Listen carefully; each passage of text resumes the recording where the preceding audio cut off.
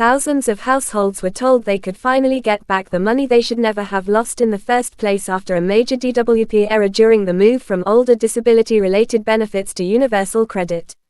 The problem affected people who had been receiving extra support through the severe disability premium and enhanced disability premium, but then saw that protection disappear when they were transferred onto universal credit.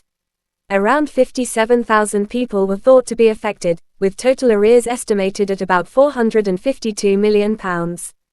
The issue was especially serious because these payments were meant to give extra help to disabled claimants already facing greater daily costs.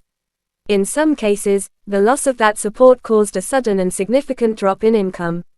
Earlier court action found that the way some severely disabled claimants were treated under universal credit was unlawful, after people lost out when they moved area and were forced onto the newer system.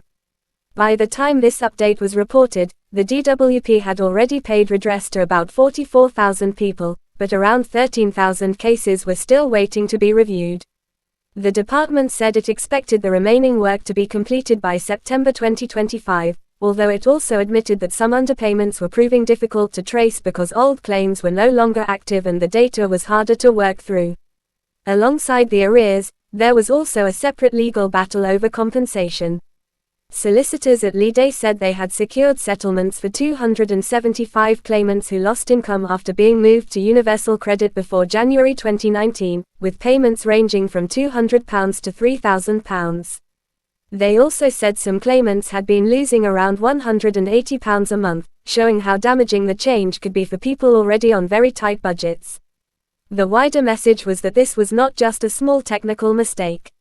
It was a system failure that left thousands of disabled people worse off during a benefits transition that was supposed to protect vulnerable claimants. The back payments were an attempt to put some of that right, but the scale of the arrears showed just how many people had been left short for far too long.